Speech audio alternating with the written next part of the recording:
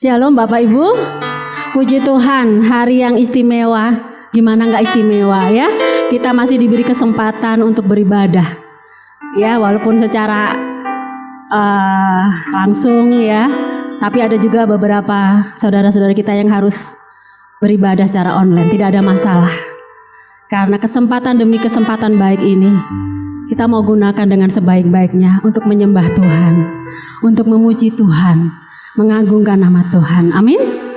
Puji Tuhan. Bapak Ibu, mari kita siapkan hati kita masuk dalam hadirat Tuhan, menyembah Tuhan, mengucap syukur untuk setiap kebaikan Tuhan dalam hidup kita. Amin. Mari kita bangkit berdiri. Kita mau sembah Tuhan, kita mau agungkan Dia dengan sikap penyembahan yang berkenan, memuliakan Dia. Haleluya Yesus. Haleluya Yesus.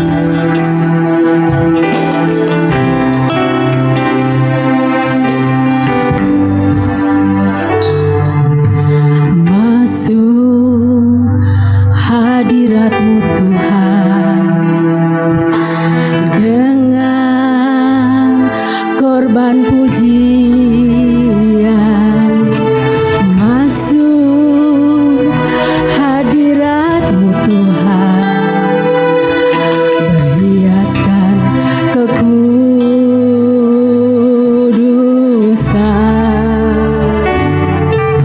Di hadapan hadirat-Mu Tuhan, ku rasakan kedamaian. Di hadapan hadirat-Mu Tuhan, nampak keagungan.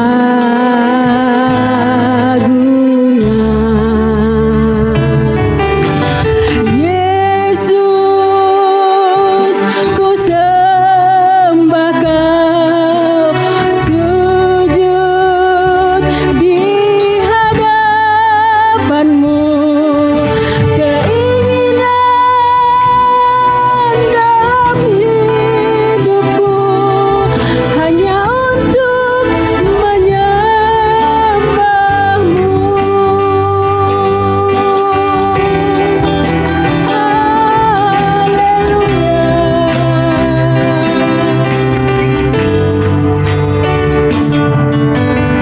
Masuk hadirat-Mu Tuhan dengan korban pujian.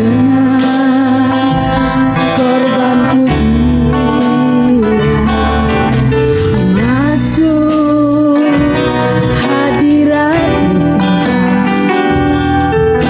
berhiaskan kekudusan.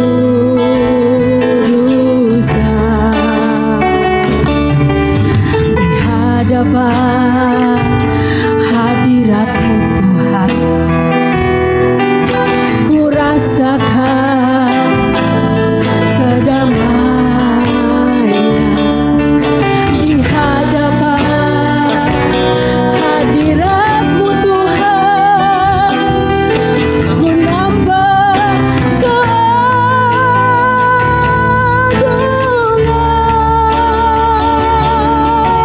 Yesus,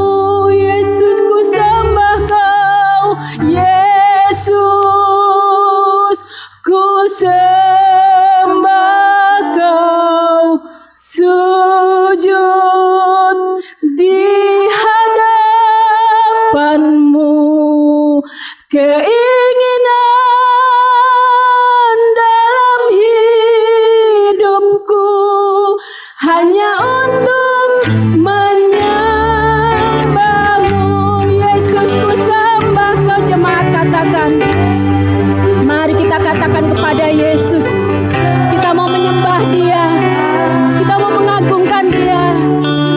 Mari kita sujud kepada-Nya. Haleluya Yesus. Haleluya Yesus. Amin. Ini keinginan kami Tuhan. Menyembah-Mu Yesus bersembah. Yesus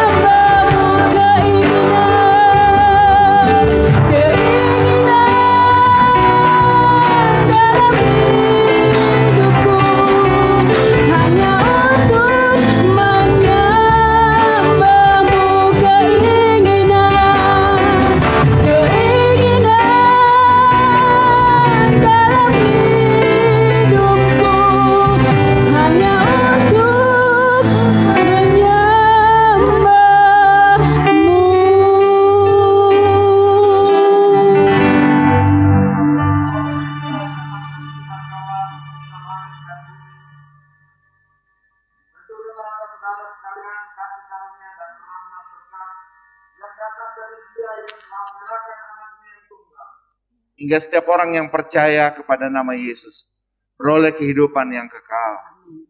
Pribadi yang esa dan tunggal itu jugalah yang akan memimpin seluruh rangkaian ibadah pada pagi hari ini, dari awal hingga pada akhirnya. Baginya lah segala pujian, hormat dan kemuliaan sampai selama-lamanya. Amin. Nanti Pak Setiono akan berdoa.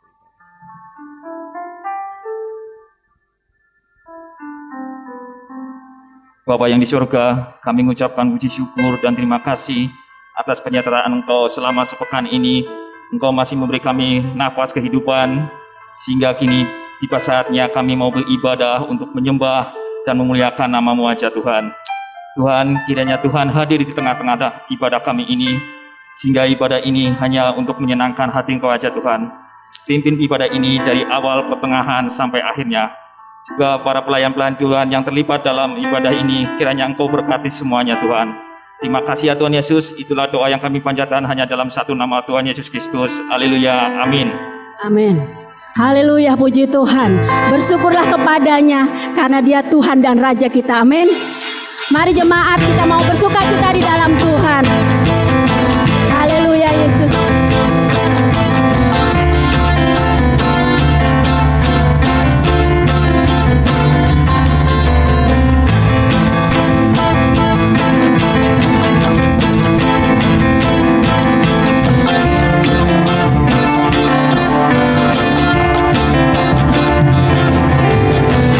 Bersyukurlah kepadanya, bawalah pujian.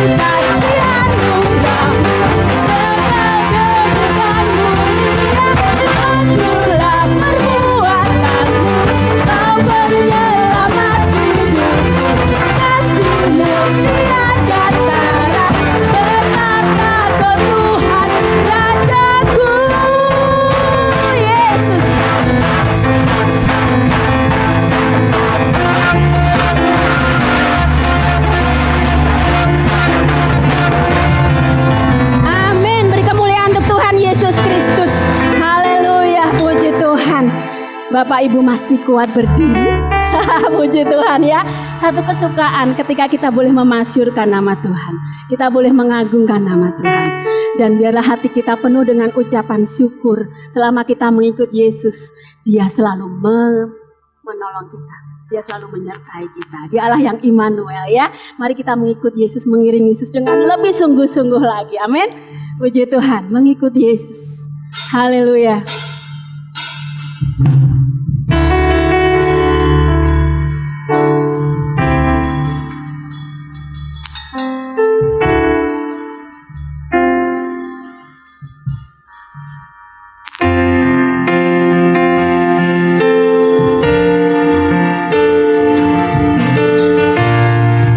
Haleluya Yesus. Semua adalah karena anugerah-Mu Tuhan bagi hidup kami. Kalau hari ini kami masih ada Tuhan, itu semua karena kemurahan dan anugerah-Mu bagi kami. Haleluya Yesus Tuhan. Semua karena anugerah-Mu hari ini ada.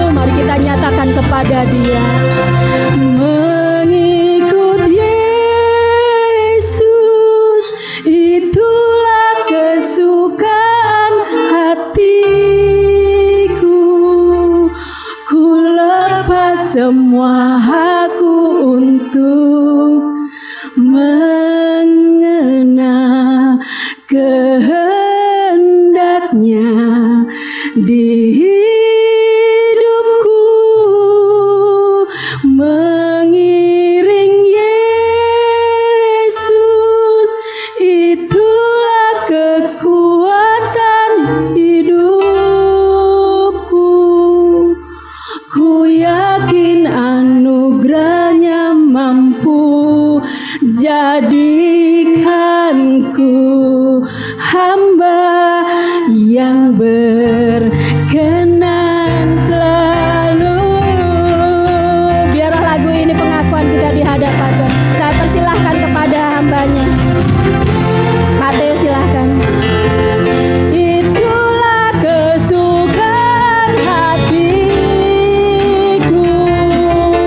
ku lepas semua aku untuk mengenal kehendaknya di hidupku, mengiring Yesus, itulah kekuatan hidupku.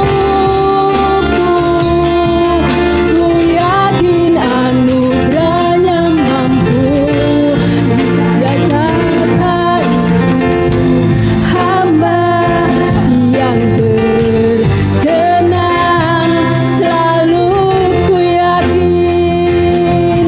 Ku yakin anugerahnya mampu jadikanku hamba yang berkenan selalu.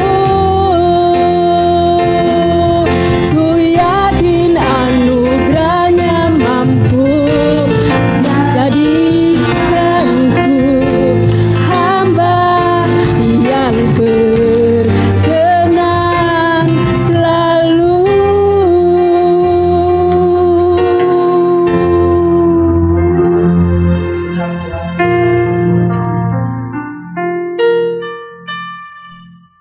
Kami rindu hidup kami menjadi hidup yang berkenan. Bukan sekedar mengiring, tetapi kami boleh menyenangkan hati Tuhan. Bahkan melalui kami orang-orang boleh diberkati, orang-orang semakin mengasihi Tuhan, bahkan orang-orang semakin berbuah-buah di dalam Engkau. Oleh karena pengenalan-Mu itu membawa satu perubahan. Terima kasih Bapak untuk kesempatan pagi hari ini. Kami boleh datang ke rumah Tuhan, kami boleh kembali beribadah, kami boleh memuji memuliakan nama Tuhan. Dan kami rindu biarlah setiap pujian penyembahan kami itu menjadi korban yang berbau harum di hadapan Tuhan. Terima kasih Bapak. Sebentar kami akan merenungkan firman-Mu. Mari Bapak, Engkau yang boleh berkata-kata, Engkau Tuhan yang boleh berfirman, urapi dan sembunyikan hamba-Mu di belakang salib-Mu, sehingga dengan kuasa-Mu hamba-Mu boleh berkata-kata, dan kami semua yang hadir, yang mendengar, baik di gereja ataupun juga di rumah kami masing-masing, kami semua diberkati. Terima kasih Bapa, di dalam nama-Mu Tuhan kami Yesus Kristus, kami siap dan kami sambut firman-Mu. Yang percaya katakan amin. Silakan duduk. Shalom. Nah, puji Tuhan, pada pagi hari ini saya bersuka cita ya, kita boleh kembali beribadah di tempat ini ya. Sudah sekian lama, kurang lebih hampir 2 bulan lebih ya, 2 bulan kita nggak beribadah secara offline, tetapi pada kesempatan ini kita sudah 2 kali ini beribadah, dan ini adalah sesuatu yang perlu dan patut untuk kita syukuri. Pada pagi hari ini kita akan membuka Alkitab kita, firman Tuhan diambil dari kitab Roma pasal yang kelima, Roma pasal yang kelima ayat yang ke-12 sampai ayat yang ke-21. Saya akan membaca ayat yang genap, Bapak Ibu, ayat yang ganjil sampai ayat 21. Roma pasal yang kelima ayat 12 sampai ayat 21. Kita baca bergantian, saya ayat 12, Bapak Ibu ayat yang 13 terusnya. Adam dan Kristus, sebab itu sama seperti dosa telah masuk ke dalam dunia oleh satu orang, dan oleh dosa itu juga maut. Demikian maut itu telah menjalar kepada semua orang, karena semua orang telah berbuat dosa.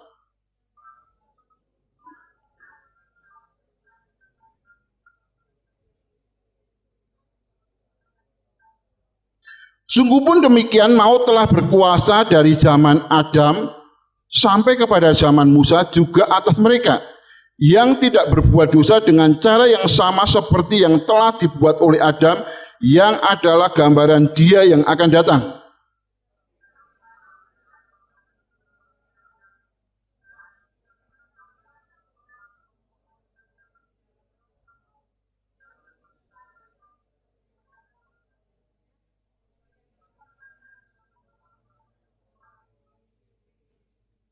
Dan kasih karunia tidak berimbang dengan dosa satu orang, sebab penghakiman atas satu pelanggaran itu terjadi mengakibatkan penghukuman, tetapi penganugerahan karunia atas banyak pelanggaran itu mengakibatkan pembenaran.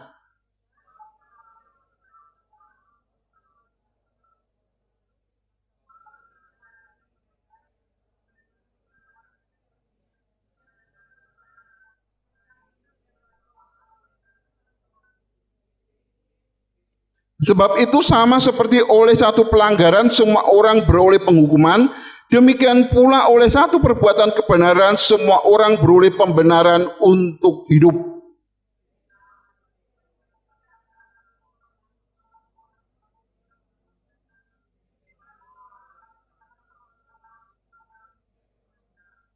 Tetapi hukum Taurat ditambahkan supaya pelanggaran menjadi semakin nyata, dan di mana dosa bertambah banyak, di sana kasih karunia menjadi berlimpah-limpah.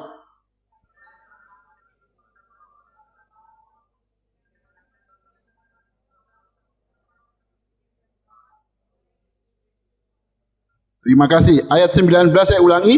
Jadi sama seperti oleh ketidaktaatan satu orang, semua orang telah menjadi orang berdosa, demikian pula oleh ketaatan satu orang, semua orang menjadi orang benar. Bapak, Ibu, Saudara yang kasih oleh Tuhan, bulan Maret kita memasuki tema yang baru, yaitu namakan He did it for me. Yaitu Dia telah melakukan untukku. Dia itu siapa? Dia itu adalah Kristus. Dia telah melakukan untuk kita. Melakukan dengan apa? Melakukan apa? Melakukan karya terbesar. Sebentar lagi kita akan memasuki Paskah. Kita akan memperingati bagaimana kasihnya, bagaimana pengorbanannya, bagaimana proses penebusannya diawali, bagaimana dia itu mengalami pengkhianatan, bagaimana dia disiksa, dan lain sebagainya. Dan akhirnya, ujungnya, sampai dia itu melakukan karya yang terbesar, yaitu mati di kayu salib untuk menebus, untuk keselamatan kita sebagai orang yang berdosa. Itu adalah merupakan suatu perbuatan, karya yang terbesar, karya yang luar biasa, yang tidak bisa dan yang tidak dilakukan oleh siapapun orang. Di dunia ini kita melihat dan tahu banyak orang pinter, banyak orang hebat, banyak orang suci, banyak nabi-nabi. Tetapi Tuhan yang mampu dan yang melakukan satu proses keselamatan, satu proses pengampunan, satu proses pendamaian ataupun juga penebusan, itu hanya satu pribadi, yaitu pribadi Yesus Kristus sendiri. Nah, oleh sebab itu pada pagi hari ini kita akan belajar tentang Adam dan Hawa. Tuhan, Adam dan Hawa, sesuatu manusia yang pertama yang dikontraskan, dibandingkan, diparalelkan, disejajarkan dengan Kristus atau Yesus. Ada apa? Tuhan, bagaimana dengan si Adam? Kenapa kok Adam itu perlu diparadokkan, perlu disejajarkan, perlu disandingkan dengan Kristus? Ada apa? Tuhan, kalau kita berbicara tentang Adam, maka kita melihat bagaimana Adam itu adalah manusia pertama. Dan kita tahu bagaimana Adam itu adalah pribadi, manusia yang diciptakan, manusia yang mengalami suatu keindahan, suatu keberkatan yang luar biasa. Bagaimana dia dibentuk oleh Allah, bagaimana dia disertai oleh Allah, bagaimana dia mendapatkan segala kebaikan-kebaikan, bagaimana dia mendapatkan kuasa, mendapatkan otoritas, dan lain sebagainya. Dan kita melihat bagaimana melalui Adam, maka kita melihat bagaimana dunia itu mulai dikasih nama. Adam mengasih nama satu pribadi lepas pribadi, satu ke makhluk yang lain. Dan itu semua dilakukan oleh Adam sebagai manusia yang pertama. Demikian juga ketika Allah melihat Adam seorang diri, maka Allah memberikan seorang pendamping yang namanya Hawa. Tetapi apa yang terjadi dengan Adam, saudara Tuhan? Ternyata Adam, ketika dia dalam kebebasannya, dia melakukan satu pelanggaran, yaitu melakukan hal yang bertentangan dengan kehendak Tuhan. Di mana Allah memerintahkan untuk apa? Untuk jangan makan buah pengetahuan baik dan jahat. Karena apa? Karena kalau kamu makan buah pengetahuan baik dan jahat, maka kamu akan mati. Tetapi ternyata Adam dan Hawa, dia tidak taat.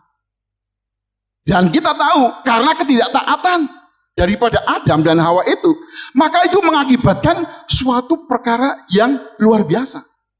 Suatu perkara di mana akhirnya Adam itu ditolak. Akhirnya Adam itu diusir. Akhirnya Adam itu harus keluar dari Taman Eden. Tuhan, satu perkara yang tidak mengenakan, satu perkara yang sungguh sangat tragis. Suatu pengalaman hidup bersama dengan Allah, suatu pengalaman bersama dengan Allah, suatu kenikmatan bagaimana Adam mengalami hal yang sangat bahagia. Tetapi oleh karena ketidaktaatan, itu mengakibatkan Adam itu memberontak, atau dengan kata lain, Adam jatuh. Oleh sebab itu pada pagi hari ini kita akan belajar tentang Adam dan Yesus Kristus. Adam itu berbicara tentang penghukuman, tentang dosa, dan Yesus itu berbicara tentang pengampunan, berbicara tentang anugerah, dan berbicara tentang keselamatan. Nah, pada pagi hari ini kita akan belajar tentang 3 hal aja ya, sehingga kita tidak akan lama-lama. Kita akan belajar tentang 3 hal. Yang pertama, kita akan belajar tentang apa akibat dosa Adam. Dan yang kedua, kita akan melihat tentang kasih karunia Allah di dalam Yesus Kristus. Dan yang ketiga, apa yang harus kita lakukan? Apa aplikasinya yang harus kita perbuat, yang harus kita lakukan dengan peristiwa itu semua? Yang pertama, Bapak Ibu saudara Tuhan, apa akibat daripada dosa Adam? Saudara Tuhan, banyak orang menganggap enteng bahwa tentang dosa itu bahwa dianggap aja hanya sekedar pelanggaran. Dosa itu hanya dianggap suatu kesalahan kecil, dan dosa itu dianggap sesuatu hal yang tidak penting, sesuatu hal yang tidak tidak berpengaruh. Padahal dosa itu adalah sangat berpengaruh. Dan dosa Adam itu adalah merupakan dosa yang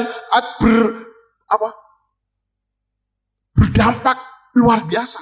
Berdampak sama seluruh keturunan. Tidak ada keturunan Adam yang tidak berdosa. Karena apa? Dikatakan bahwa akibat daripada dosa Adam, maka semua manusia itu menjadi manusia yang berdosa. Tidak ada manusia yang tidak berdosa. Semua berdosa. Bahkan bayi sekalipun. Ada ajaran mengatakan, oh bayi yang baru lahir itu tidak berdosa. Memang tidak berdosa, dosa perbuatan memang tidak ada.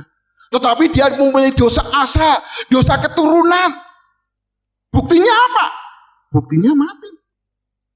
Bayi itu bisa mati. Tuhan. Buktinya masih dalam kandungan.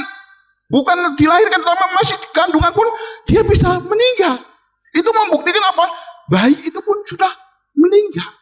Bisa mengalami juga kematian, dan itu semua terjadi adalah karena apa? Karena dosa. Di dalam ayat 12 itu dengan jelas dikatakan, ayat 12, sebab itu sama seperti dosa telah masuk ke dalam dunia oleh satu orang. Nah, dosa terjadi oleh karena satu orang. Oleh dosa itu juga maut. Nah, demikian juga maut itu telah menjalar kepada semua orang karena semua orang telah berbuat dosa. Ingat, semua orang, siapapun. Tidak ada yang kebal, tidak ada serupan yang dikatakan, oh saya suci, oh saya kudus, oh saya tidak berbuat dosa. Tidak ada. Semua orang berbuat dosa. Jadi kalau kita berbuat dosa, maka apa? Maka dikatakan bahwa upah dosa itu adalah maut. Kalau kita kembali kepada kisah Adam, Maka apa yang terjadi ketika Adam itu ketika memakan buah pengetahuan baik dan jahat, mati nggak Adam? Mati nggak? Mati. Tapi hidup. Mati apanya? Mati rohaninya. Hubungan dengan Allah itu putus. Dan kemudian apa yang terjadi? Akhirnya akibat daripada hubungan Allah putus, dia diusir dan akhirnya juga mati secara fisik. Itu semua terjadi oleh karena apa? Karena dosa. Ayat 19 juga dikatakan demikian. Ayat 19 katakan, jadi sama seperti oleh ketidaktaatan satu orang, semua orang telah menjadi orang berdosa. Jadi semua orang. Kalau Bapak Ibu saudara kasih oleh Tuhan, saudara baca di dalam kitab Ayub pasal yang ke-25 ayat 4. Itu juga dikatakan bagaimana dalam diri bayi atau dalam kandungan pun apa? Manusia itu sudah berdosa. Manusia diperanakan dalam kedosaan atau dalam keberdosaan. Dan kalau manusia itu sudah dari sononya, benih dosa itu ada, maka apa? Seterusnya itu maka manusia juga berdosa. Kalau sudah nggak percaya, bayi, anak-anak itu nggak usah diajari untuk tidak berbohong. Apa yang terjadi? Dia bisa melakukan kejahatan, dia bisa melakukan kebohongan. Dari mana? Padahal orang tua tidak mengajari. Apakah orang tua di sini ada yang punya anak diajari untuk berbuat bohong, untuk berbuat jahat, untuk memberontak, untuk tidak taat? Tidak ada. Pasti orang tua mengajari yang baik. Tetapi kalau kita melihat masih anak-anak, tapi sudah bisa berbohong, sudah bisa berdalih, bisa bahkan bisa marah. Kenapa ini bisa terjadi? Ini semua terjadi oleh karena dosa. Dan karena dosa, maka firman Tuhan katakan upah dosa itu adalah maut. Luar biasa. Jadi dosa itu mengakibatkan suatu perkara yang luar biasa, mengakibatkan suatu malapetaka yang luar biasa. Oleh sebab itu jangan main-main. Jadi akibat dari dosa Adam itu semua orang itu menjadi berdosa. Yang kedua, semua orang atau semua manusia itu condong pada dosa dan bahkan tidak bisa berbuat sesuatu hal yang baik yang benar-benar berkenan di hadapan Allah.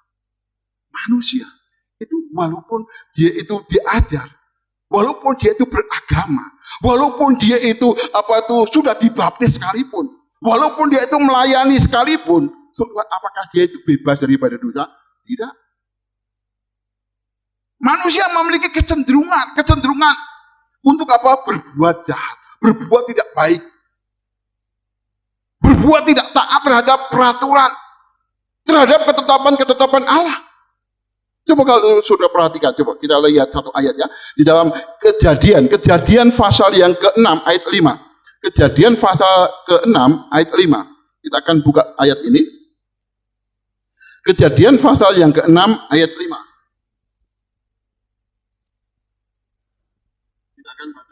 Kita akan baca bersama-sama. Yuk kita akan baca bersama-sama. Kejadian 6 ayat 5, 2, 3. Ketika dilihat Tuhan bahwa kejahatan manusia besar di bumi dan bahwa segala kecenderungan hatinya selalu membuahkan kejahatan semata-mata. Dikatakan bahwa segala kecenderungan hatinya. Segala kecenderungan berarti apa? Walaupun manusia dididik, walaupun manusia itu luar biasa, didisiplin, diajari, bahkan mulai dari kandungan sudah didoain, sudah ditiupin dengan ayat-ayat suci, sudah diperdengarkan dengan ayat-ayat kitab suci. Tetapi apa yang terjadi? Ketika keluar, tetap ada kecenderungan untuk berbuat dosa. Itu yang terjadi. Sehingga apa? Sehingga tidak mungkin manusia itu bebas daripada dosa.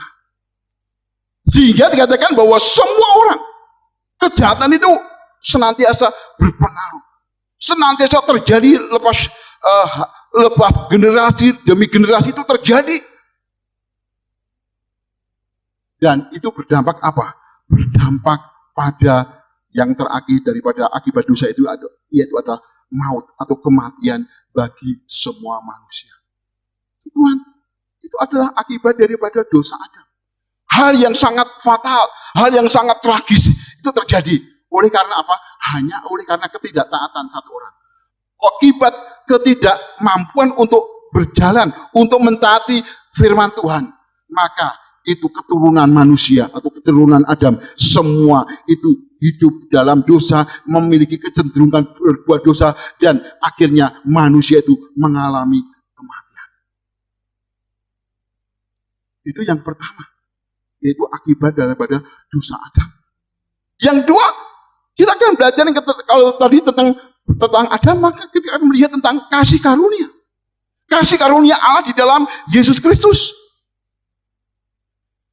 Kita berpikir bahwa andai kata Adam itu tidak jatuh, maka apa? Wah, kita berpikir, waduh, kalau Adam tidak jatuh tuh pasti ada damai sejahtera, ada sukacita, tidak ada penderitaan, tidak ada sakit penyakit, tidak ada kematian, tidak ada dosa, dan kita tetap hidup di dalam Taman Eden. Tetapi Bapak Ibu Tuhan, sekalipun Adam itu jatuh dalam dosa, tetapi kita ingat bahwa Allah itu tetap memberikan kasih karunia. Kasih karunia apa? Di dalam ayat yang ke-15, coba kita lihat di dalam Roma pasal yang ke-5 ayat 15 dikatakan, tetapi karunia Allah tidaklah sama dengan pelanggaran Adam. Sebab jika karena pelanggaran satu orang, semua orang telah jatuh ke dalam kuasa maut. Jauh lebih besar lagi kasih karunia Allah dan karunia-Nya yang dilimpahkannya atas semua orang oleh karena satu orang, yaitu oleh Yesus Kristus. Tuhan, di sini kita melihat bagaimana karena satu orang, yaitu Allah memberikan karunia.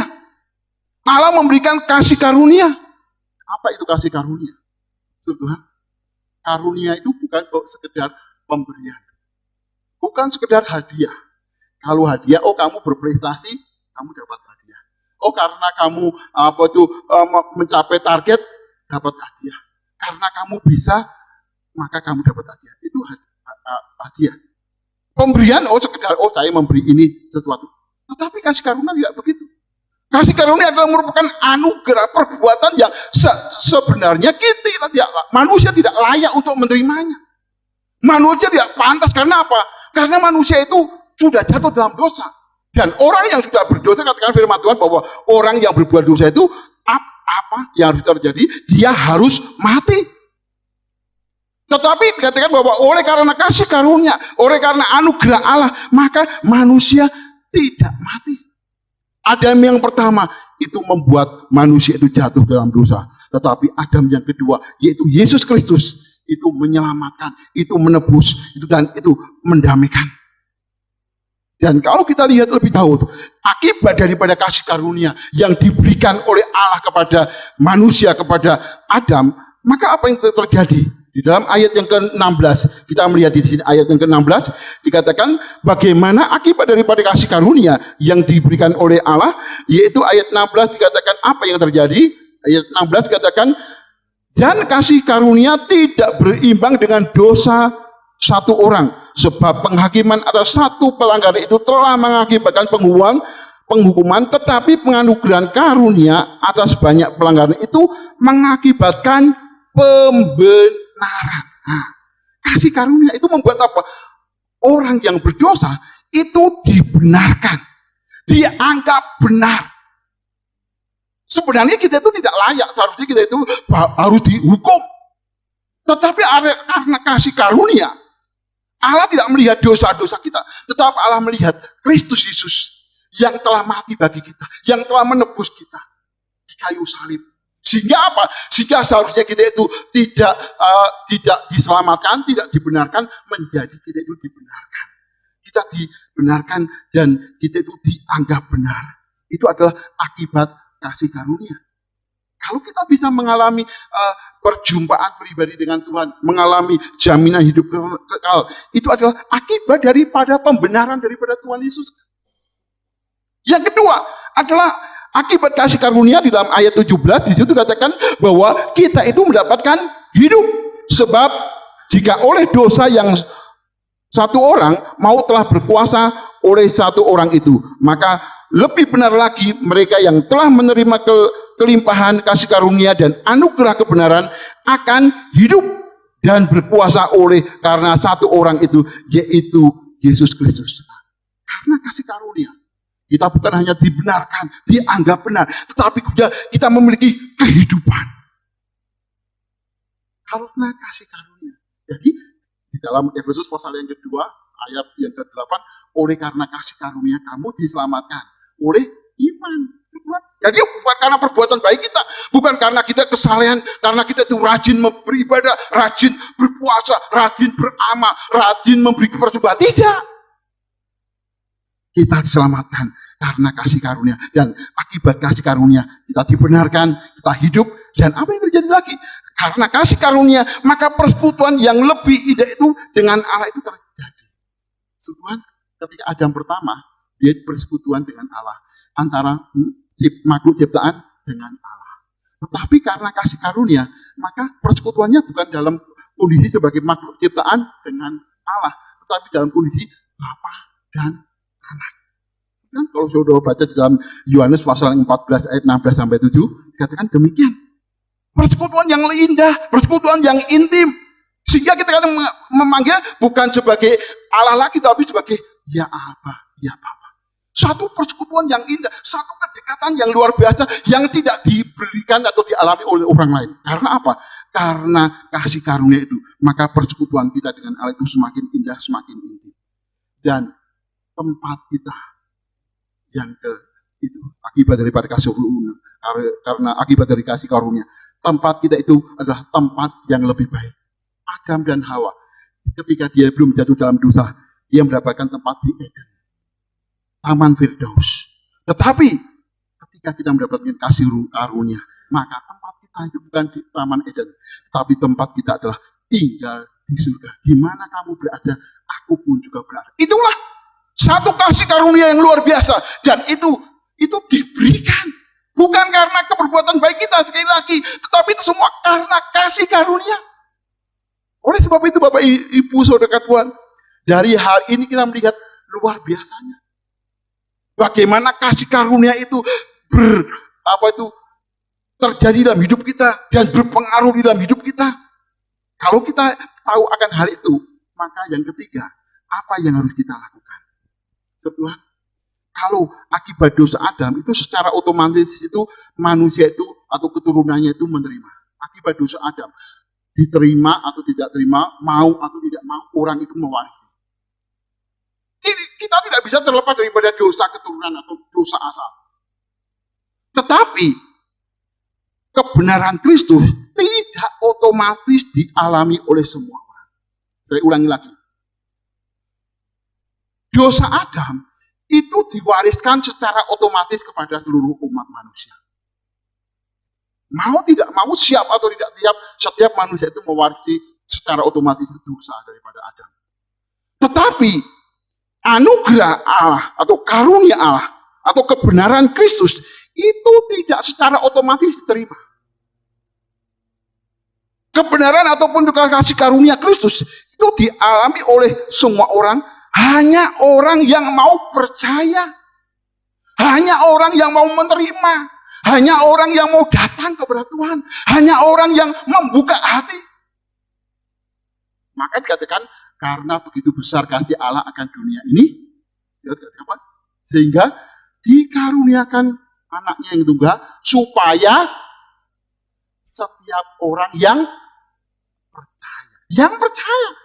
Kalau nggak percaya, ya nggak akan menerima pembenaran, tidak menerima anugerah keselamatan. Hanya orang yang percaya, hanya orang yang membuka hati, hanya orang yang menerima Yesus Kristus sebagai Tuhan dan Juru Selamat, itu yang boleh menerima keselamatan. Oleh sebab itu Bapak Ibu, sebagai kesimpulan, kalau kita sudah tahu apa yang dilakukan oleh Adam dan apa yang dilakukan oleh Kristus, bagaimana Adam itu membawa kehancuran, membawa kematian, tetapi Kristus membawa kehidupan. Akibat ketidaktaatan Adam itu membawa dosa, membawa maut. Tetapi akibat ketaatan Kristus membawa penebusan, membawa keselamatan, membawa masuk surga. Apa respon kita? Apa tindakan kita? Yang pertama, Filipi 2 ayat 12. Tetaplah dan kerjakan apa? Keselamatanmu dengan takut dan gentar. Tuhan, kerjakan keselamatanmu. Tetaplah kerjakan keselamatanmu dengan takut dan gentar. Kita punya keselamatan anugerah, jangan dibiarkan kita itu sepertinya nggak menghargai. Akibatnya apa? Orang yang tidak menjaga keselamatan dengan takut dan gentar apa? Orangnya itu tidak maju-maju. Orangnya itu tidak pernah mengalami janjinya aja. Orangnya tidak mengalami kemajuan. Bertahun-tahun menjadi anak Tuhan biasa-biasa. Tidak ada semangat, tidak ada sukacita, tidak ada karya-karya yang luar biasa. Padahal sebuah kemajuan itu penting. Kemajuan itu ciri daripada suatu kehidupan. Tuhan, negara-negara yang kecil itu maju itu karena apa? Ada takut. Singapura maju karena apa? Takut. Taiwan maju karena apa? Takut. Israel maju karena apa? Takut. Korea tak maju karena apa? Takut. Singapura takut. Takut apa? Karena dia negara kecil, dikelilingi oleh apa? Oleh mayoritas yang bukan suku Melayu, sehingga dia berusaha untuk tetap survive. Dan akhirnya kita melihat maju. Taiwan, dia menghadapi ancaman, maju. Ancaman Cina. Korea menghadapi ancaman siapa? Korea Utara. Israel, dia takut. Akhirnya karena takut dia berusaha tetap survive dengan cara apa? Maju dan lain sebagainya. Mari kita sebagai umat Tuhan, kita meresponi akan karunia Allah dengan kita kerjakan keselamatan dengan takut dan gentar. Dan yang kedua, terakhir, Roma pasal yang ke-12 ayat 1 dan kedua, yaitu persembahkanlah tubuhmu sebagai persembahan yang hidup, yang kudus, dan yang berkenan kepada Allah. Itu adalah ibadah sejati. Coba kita perhatikan. Hidup kita persembahkan kepada Tuhan enggak? Kau persembahkan, nanti kalau sudah tua, nanti kalau sudah saya enggak berdaya, baru persembahkan kepada Tuhan. Itu namanya pembangkangan, itu penghinaan kepada Tuhan. Selagi masih ada sempat, selagi masih kuat, selagi masih jaya, selagi masih sehat, ayo memberikan yang terbaik. Dan yang terakhir daripada Roma pasal yang ke-12 itu adalah Roma pasal ke-12 ayat 2. Katakan, berubahlah oleh pembawaan budimu, sehingga kamu bisa membedakan mana kehendak Allah, mana yang baik, dan mana yang sempurna. Biarlah ini menjadi kekuatan kita, biarlah ini menjadi respon kita, bagaimana kita itu menjaga keselamatan, bagaimana kita meresponi akan anugerah keselamatan dan hidup kekal di dalam Kristus Yesus Tuhan kita. Amin. Mari kita berdoa. Bapa, kami mengucap syukur pada pagi hari ini. Seringkali kami membuat Tuhan sedih karena kami sudah Engkau panggil, sudah Engkau pilih, sudah Engkau tebus. Tetapi hidup kami tidak menjadi hidup yang mencerminkan keselamatan itu nyata dalam hidup kami. Bahkan kami seringkali mempermalukan Engkau. Hidup kami menjadi batu sandungan. Kami bahkan tidak mengalami janji-janji Tuhan, kami tidak mengalami kemajuan demi kemajuan, sekalipun secara usia kami boleh bertambah. Tetapi pengenalan kami, keimanan kami, ketaatan kami tidak mengalami kemajuan. Tuhan, ampuni Tuhan. Biarlah kalau Tuhan masih memberikan kesempatan kami pada pagi hari ini, biarlah firman-Mu itu boleh mengingatkan. Firman-Mu boleh mengajar kepada kami. Firman-Mu boleh menempelak kami. Firman-Mu boleh mengoreksi hidup kami. Sehingga meresponi atas anugerah keselamatan yang di dalam Engkau itu. Kami boleh menjaga keselamatan itu dengan takut dan gentar. Bahkan kami boleh mempersembahkan hidup kami menjadi persembahan yang kudus, yang hidup dan yang berkenan kepada Tuhan. Dan kami boleh menjadi pribadi yang tidak berbeda, yang boleh berbeda dengan apa yang di dunia ini. karena kami adalah umat-Mu. Tuhan, kami merasa tanpa Engkau kami tidak bisa apa-apa. Untuk itu biarlah Roh Kudus-Mu Tuhan yang memimpin kami, menguasai kami, menuntun kami, sehingga dengan pertolongan Engkau kami boleh dimampukan menjadi pelaku-pelaku firman. Terima kasih Bapa, hamba-Mu telah berhenti berbicara, tetapi kami percaya dengan pimpinan Tuhan kami akan boleh menjadi pelaku-pelaku yang setia. Di dalam nama-Mu Tuhan kami Yesus Kristus, kami sudah berdoa dan mengucap syukur. Amin.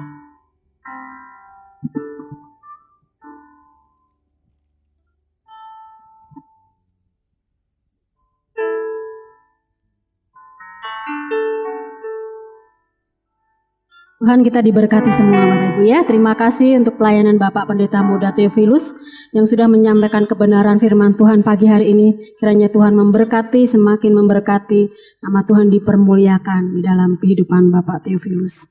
Bapak Ibu, kita akan memberikan persembahan yang terbaik buat Tuhan. Kita berdoa dulu ya. Kami sungguh mengucap syukur Tuhan buat firman Tuhan yang Tuhan sudah sampaikan kepada kami semua lewat hamba-Mu Bapak Pendeta Muda Theophilus.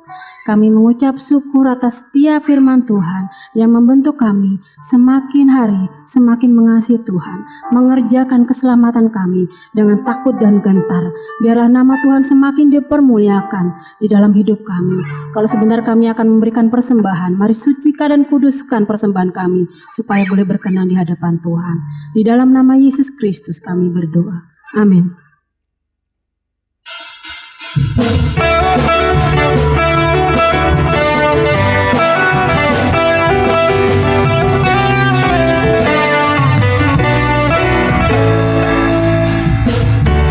Tuhanlah kekuatan dan mazmur-Mu, ya gunung batu dan keselamatanku. Hanya padamu hatiku percaya, Kaulah menara dan kota perlindungan. Ku mau selalu bersyukur sebab cinta-Mu padaku takkan pernah berubah. Hatiku percaya walau bumi bergoncang, gunung-gunung beranjak, namun kasih setia-Mu tak pergi dariku.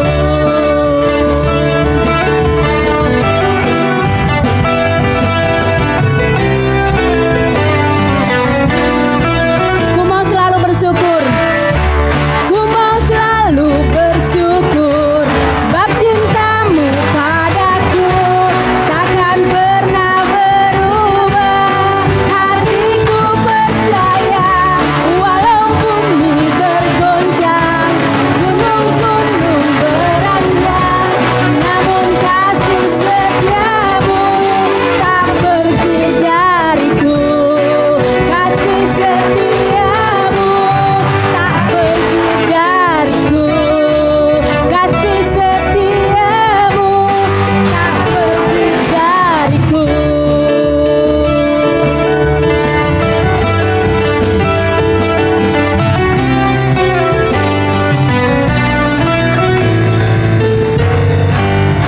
Puji Tuhan, haleluya. Terima kasih Tuhan. Kita akan memperhatikan beberapa informasi berikut ini.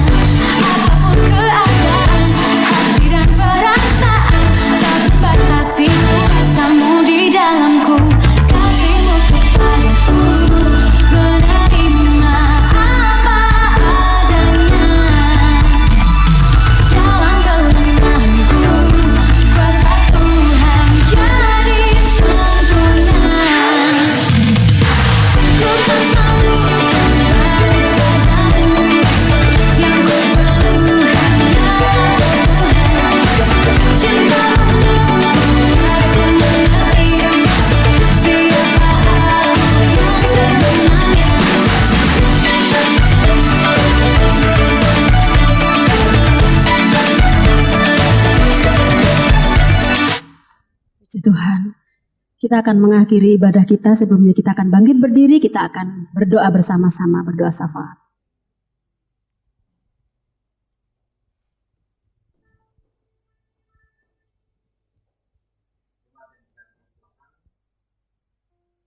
Mari kita persiapkan hati kita akan masuk dalam doa syafaat. Kami bersyukur bahwa firman Tuhan boleh menjadi penegasan, penguat bagi setiap kami untuk mengingat akan kasih karunia Tuhan. Dan kami mau mempertahankan itu di dalam hidup kami. Supaya anugerah yang Tuhan berikan dengan cuma-cuma dan sangat berharga itu akan membawa kami mengalami kasih karunia demi kasih karunia ketika kami ada di dunia ini. Dan akan membawa kami bersama-sama dengan Dia. Di mana Dia berada, kami pun berada pada akhir dari kehidupan kami di dunia ini. Biarlah dunia ini tidak membuat kami terpesona dan mencintai dunia melebihi dari mencintai Tuhan. Tapi kami rela mengorbankan apa saja ketika kami ada di dunia ini supaya kami memperoleh kekekalan. Bapak, terima kasih untuk hamba-Mu dan juga terima kasih untuk jemaat yang Tuhan boleh kirim untuk boleh bersekutu. Memberikan kami keberanian, memberikan kami iman bahwa ada penyertaan Tuhan, ada proteksi perlindungan Tuhan. Kami aman di dalam tangan Tuhan dan kami boleh beria-ria memberikan kekuatan kepada satu dengan yang lain di dalam persekutuan perjumpaan pada hari Minggu ini. Hari ini kami mengingat akan saudara-saudara kami. Kami mau bersyukur dengan Mak Hartati. Kami mau bersyukur dengan Pak Jo. Kami mau bersyukur dengan Joshua yang boleh dipulihkan. Kami mau bersyukur juga dengan Pak Boy yang boleh selesai memasang ring. Tuhan, terima kasih untuk kesehatan, untuk kesempatan yang Tuhan terus berikan kepada saudara-saudara kami. Sekalipun mereka melewati masa-masa sulit di dalam sakit penyakit mereka. Tapi hari ini kalau kami boleh mendengar bagaimana mereka dipulihkan, dituntun, dan mengalami kesembuhan yang semakin hari disempurnakan. Kami bersama dengan jemaat bersyukur bahwa menara doa yang kami lakukan, sungguh kami boleh melihat bukti penyertaan Tuhan yang ajaib. Tuhan terus mendengarkan setiap doa dari jemaat-Mu. Kami bersekutu. Kami tidak mendoakan diri kami, tapi kami berdoa bagi bangsa ini, bagi orang-orang yang kami kasihi, bagi gereja, bagi persekutuan, bagi banyak hal. Dan Tuhan berkenan menyatakan kuasa. Kami mau memuji-muji Engkau senantiasa. Kami mau bersyukur. Siapa kami sehingga doa-doa kami boleh didengar. Hari ini kami sungguh menikmati peneguhan demi peneguhan dari persekutuan doa yang kami lakukan. Mari Kau yang akan terus membangkitkan jemaat ini, meneguhkan iman mereka bahwa sesederhana apapun doa syafaat yang mereka kumandangkan itu pun mendapatkan perhatian daripada Tuhan. Dan kami yakin ada lebih banyak hal yang akan kami kerjakan, yang akan kami doakan. Dan kami percaya doa orang benar itu berkuasa. Dan kami mengaminkan itu ya Tuhan. Kami membawa jemaat kami di tengah-tengah pandemi ini. Kalau ada di antara mereka yang bergumul dengan pekerjaan, dengan usaha, kami percaya Tuhan, masalah hidup kami, pastilah Tuhan akan memperhatikan. Pastilah Tuhan akan membukakan jalan. Pastilah Tuhan akan memberikan kami ide-ide yang cemerlang.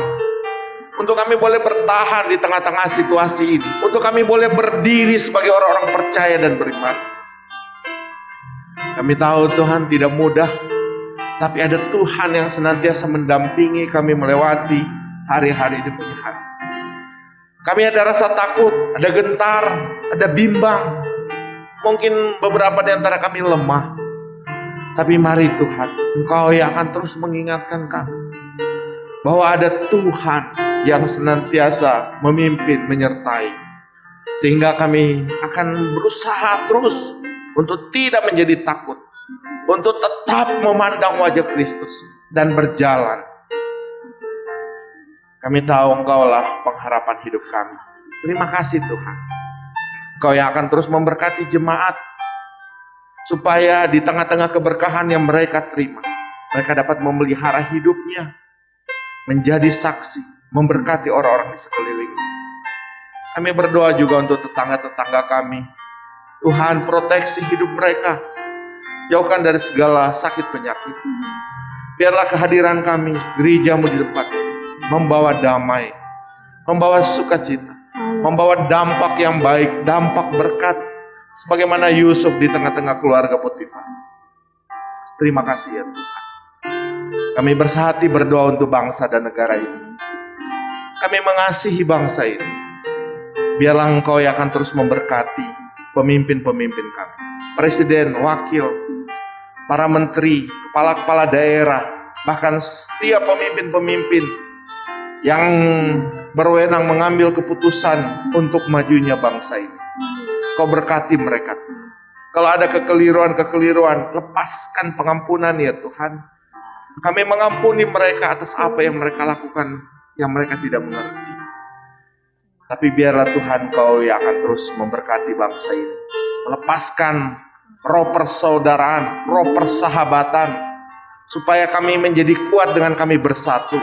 Dan kami akan melihat kemajuan demi kemajuan terjadi, dan sungguh memberkati saudara-saudara kami, baik yang di kota, baik yang ada di kolong jembatan, sampai di pelosok-pelosok. Mereka boleh mengalami kasih karunia Tuhan. Kami memagari upaya pemerintah di dalam pemberantasan COVID.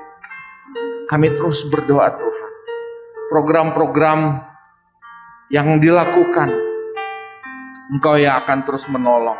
Bahkan di dalam pelaksanaan antivirus, Tuhan tolong supaya di dalam mendistribusikan di berbagai tempat di seluruh pelosok boleh berjalan dengan baik, bahkan dapat terdeteksi orang-orang yang kontra terhadap antivirus tersebut, sehingga diambilkan tindakan-tindakan yang baik. Tuhan berkati segala upaya-upaya, bahkan upaya dokter terawan untuk memunculkan antivirus yang baik. Tuhan tolong berkati supaya ada antivirus yang murah yang bisa dibeli, dijangkau oleh bangsa ini. Bapak, kami juga membawa perekonomian bangsa kami. Kami begitu sedih melihat ada begitu banyak tempat yang harus tutup. Mereka harus mengeluarkan banyak tenaga kerja. Tuhan, mari Engkau menolong Tuhan. Para pengusaha-pengusaha, baik yang pengusaha besar maupun pengusaha kecil, pengusaha yang ada di emperan, mari Tuhan berkati, bukakan jalan supaya terjadi pergerakan-pergerakan ekonomi yang baik dan semua mengalami pemerataan secara ekonomi, sehingga mereka dapat memberikan biaya kepada anak cucu mereka. Kami berdoa juga untuk anak-anak didik kami Tuhan, anak-anak sekolah, anak-anak kuliah, bahkan sampai anak-anak kecil dari TK.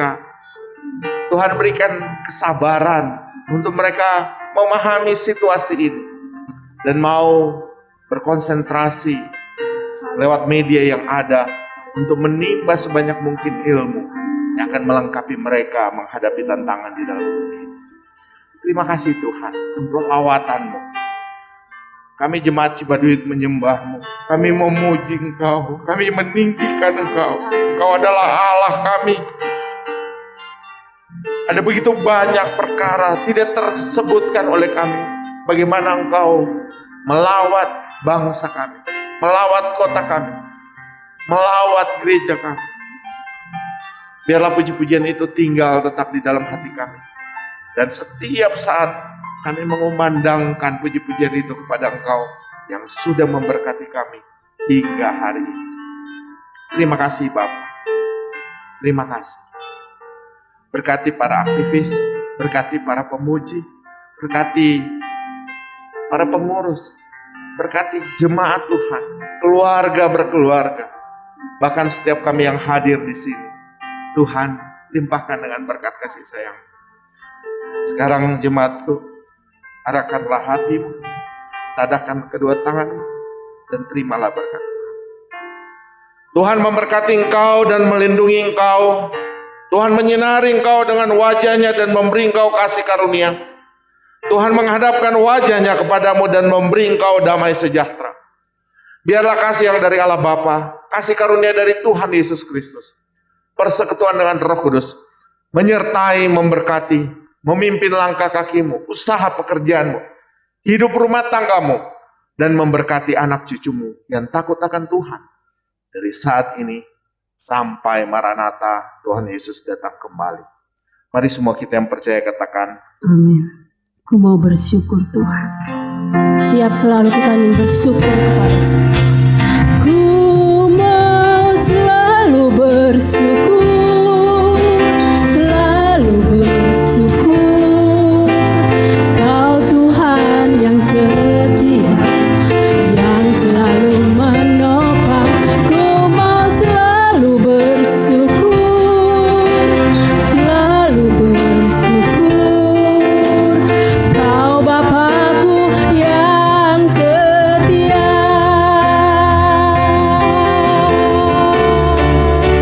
Ku mau selalu bersyukur, selalu bersyukur.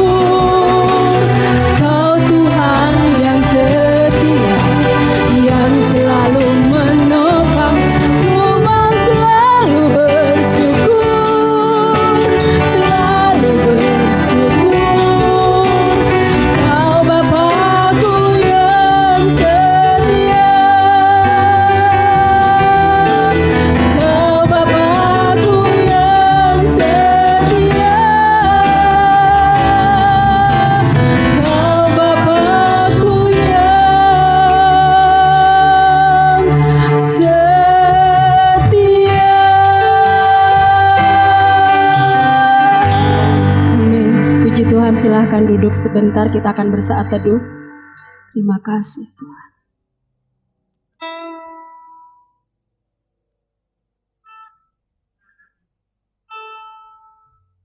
Amin. Tuhan Yesus memberkati kita semua. Selamat hari Minggu. Selamat melanjutkan aktivitas yang lain. Tuhan Yesus memberkati.